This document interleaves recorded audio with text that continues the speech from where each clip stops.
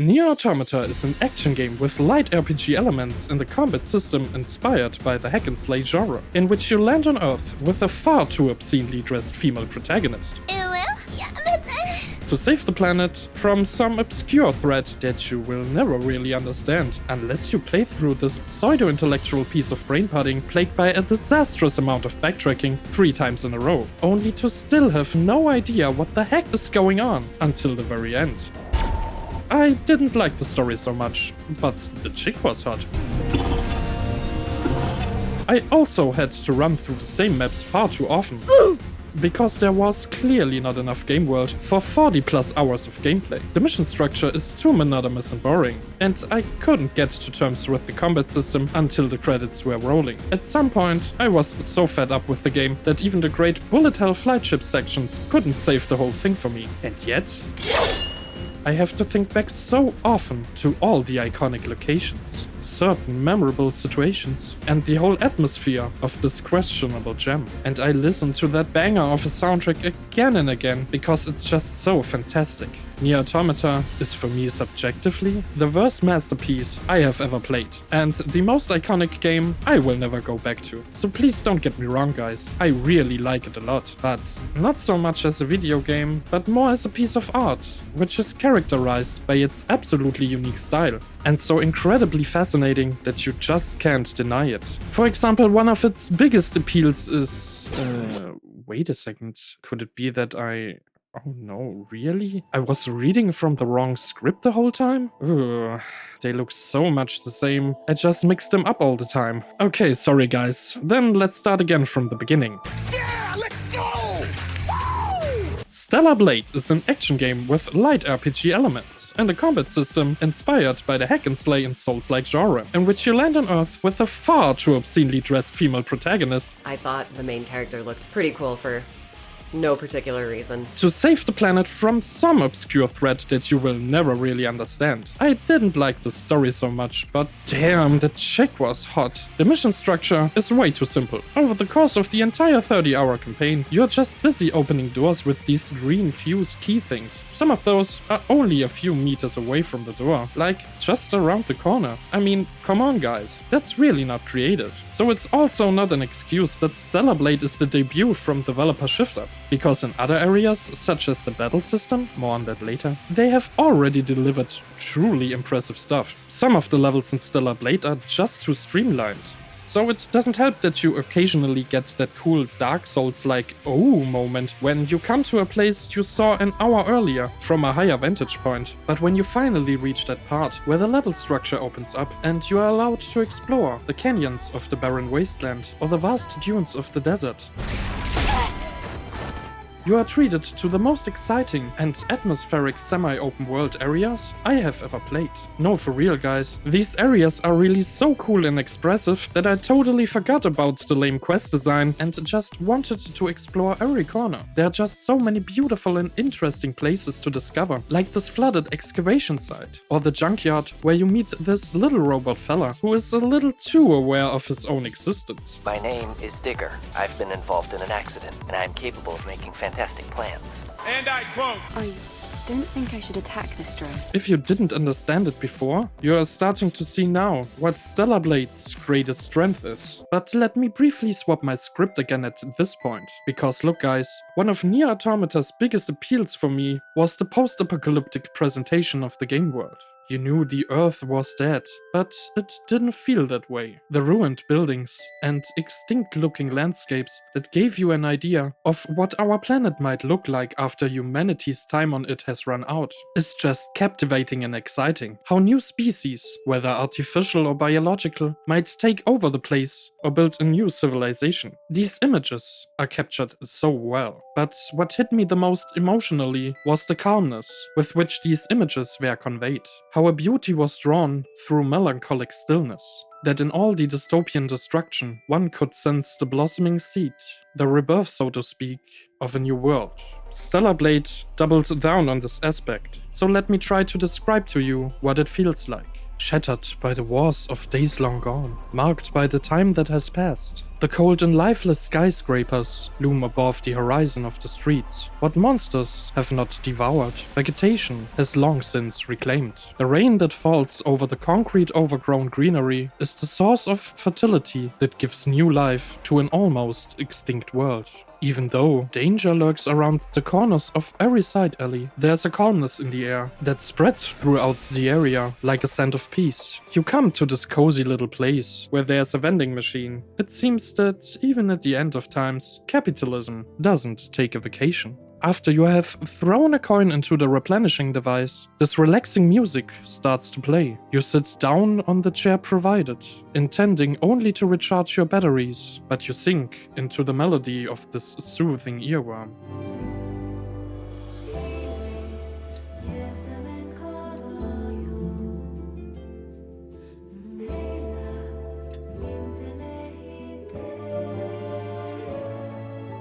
You allow the warmth of the song's voice to permeate your head, smoothing your stormy brainwaves and allowing to forget everything for a moment, even that you are playing a video game. A second of complete carefreeness, in which you are not plagued by the sorrows of everyday life. A short period in which your mind is completely free. Achieving this in a video game with something as mundane and generic as a save point is just simply art to me. I also want to achieve something with these videos. Not only to share my passion for video games with you, but above all, to emphasize how beautiful they can be. If you liked this video so far, please leave a like and subscribe to my channel. That would help me immensely, and it would be so absolutely fantastic if we could reach the next goal of 500 subscribers together. If you want to help me, share this video with your friends. One of the first things in Stellar Blade that will catch your eye, or rather your ear, is its wonderful soundtrack. With its melancholic vibes, it sets the tone for what awaits you throughout Eve's adventure, from the first second you set foot into the abandoned Idol 7.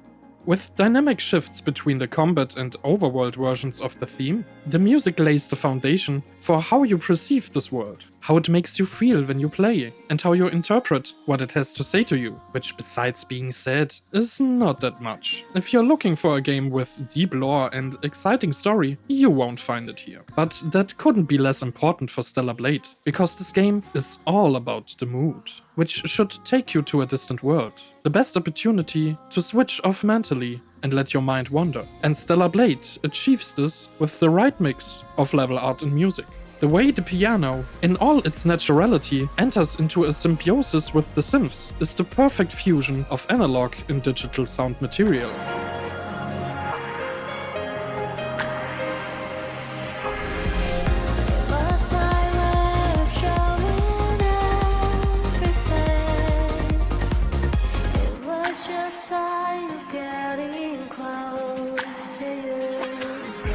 How smoothly the muffled bass and snare EDM drums flow in, to give the action the right drive during battle, only to be pulled back down to a calm level by the strings, when all the enemies have been defeated, speaks volumes about how precise attention was paid to the parallelism of the individual tracks.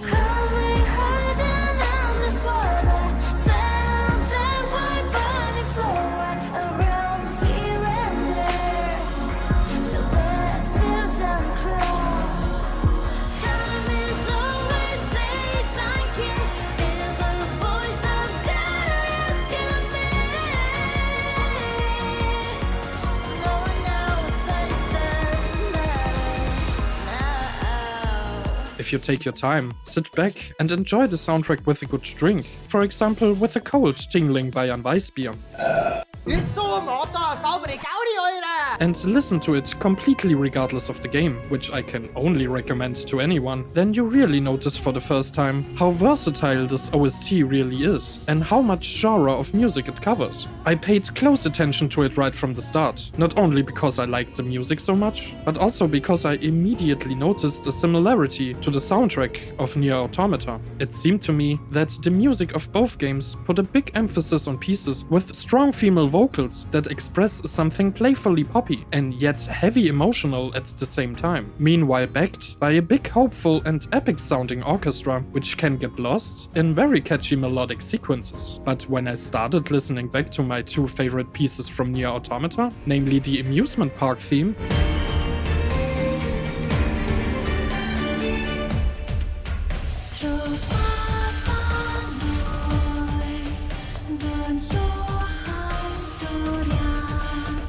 and Song of the Ancient, which still is an absolute banger.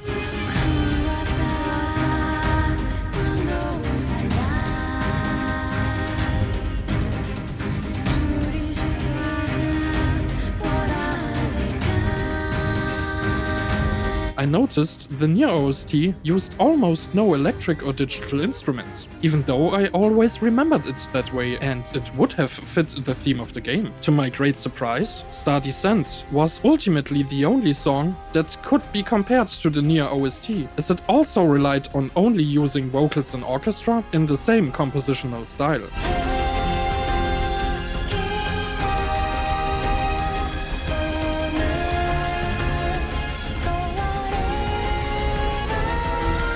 I also compared the two Nier tracks with Stellar Blade's Eidos 7 theme and realized how much more diverse Stellar's OST is overall. For example, it's just amazing how many different types of jazz are represented here. We have the vocal-focused jazz track Beyond Fate, with ultra-smooth double bass lines, and the melodies of a very warm grand piano.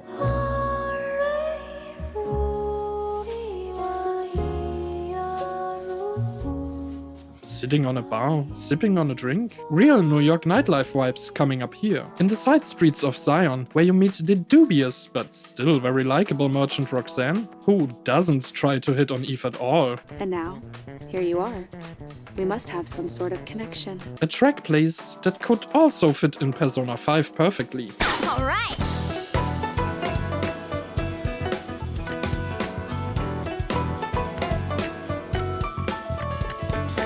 Lily's theme is in the same vein, especially when it comes to the electric bass, which creates an extremely cool groove with lots of slaps.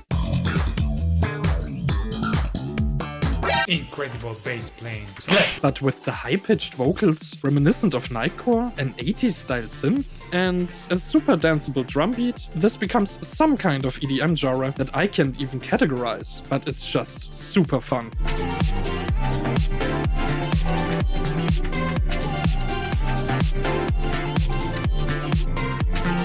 But what about you? Which soundtrack do you like more? Stellar Blade or Nier Automata? What does music in video games mean to you in general? And do you have any favorite OSTs? Let me know in the comments. For me as an old metalhead who discovered his passion for music with bands like Metallica or Pantera, it is also very pleasing to hear the guitars blasting out their thunderous scratchy sound during the boss battles. Abaddon is a boss track in which hard guitar riffs go hand in hand with the swirling synths of dubstep.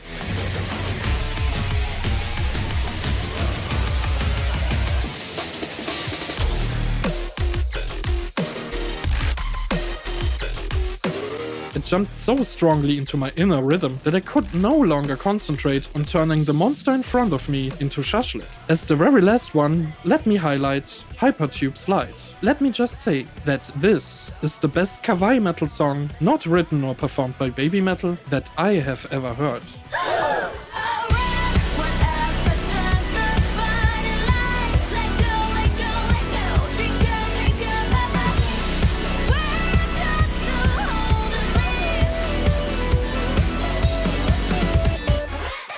In the end, I have to say that the OSTs of Stellar Blade and Nier Automata have a lot less in common than I initially thought, in terms of genre, compositional style, or the use of instruments. Almost nothing to be exact. But I kept feeling reminded of Nier, because both soundtracks, at least for me, somehow trigger the same emotional spots, which has a lot to do with the singing, I guess. I know that was a lot of talk about music. I just had to digress, because Stellar Blade's soundtrack is truly something special, and I'm making this video to bring you closer to these particular aspects. Stellar Blade is miles away from being a perfect video game. To be honest, there are so many mediocre things to complain about that they would fill a whole video of their own. There are moments where the game desperately wants to be a platformer, but feels incredibly stiff and unresponsive.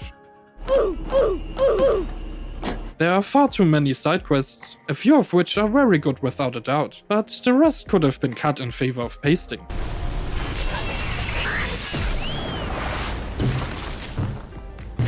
And then there's the cardinal sin of gaming, QuickTime events. Is this 2012 all over again, or what's going on here? If I was really that subservient, I might as well go back playing Resident Evil 6. That would be enough self-punishment for a decade. This should get me fired for sure. But jokes aside, these things are not worth mentioning, as they are of little importance to the overall experience. Stellar Blade lives and breathes from the fact that you can literally feel how much passion the developers have put into making this game something truly great. A fun and atmospheric experience, aimed at making you to enjoy two things: to let yourself unwind with the perfect blend of level art and music, and to release all that frustration and negative energy through the action at the highest level of concentration and tension. And since I haven't talked yet about the fighting, and you spent most of your time in Stellar Blade slashing through the faces of these indefinable creatures, I will say a few words about that and rounding off. To put it simply, the combat just kicks ass.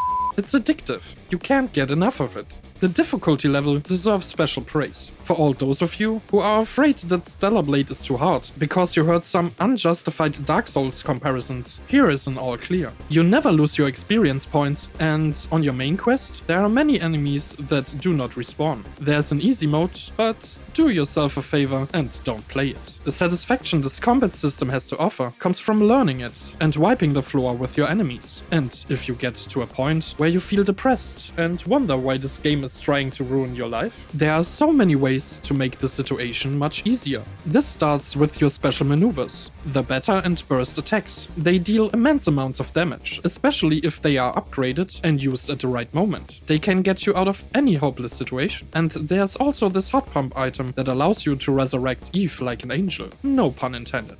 Angel. That's the unofficial name for members of the Eve Airborne Squad. I'm Eve. You can use this to give yourself a second chance in a boss fight, so that you don't get stuck on one encounter for too long. I think all these things are fair and balanced enough to let the players decide for themselves how easy they want the game to be, so I don't feel obligated to be the gatekeeper telling you to just get good, at least this time. Like I said, I don't keep score, I settle them, and he who laughs last, laughs best. That's a great quote to live by. The first few hours are hell, I have to admit. You will scream, you will curse, you will wish death upon these disgusting insects at the hands of the exterminator. Until one frustrated demise later, you realize that you are supposed to be something like the exterminator yourself. Right from the get-go, opponents will demand so much of you that sweat starts dripping from your brow. But the encounters are so forgiving that you will always make progress. The learning curve is so well balanced that you will never get frustrated. There is a lot to memorize, such as the different ways of dodging, but the amount of techniques to internalize is never overwhelming. The only criticism would be the attack rhythms of the opponents, as your adversaries obviously can't feel the beat. This is of course intentional, so that the player has a hard time memorizing the hostile combos for parrying, but making it harder just for the sake of difficulty is a trend that a few developers mistakenly fell for with the first attempt at making a Souls-like game. I'm looking at you, Lies of P.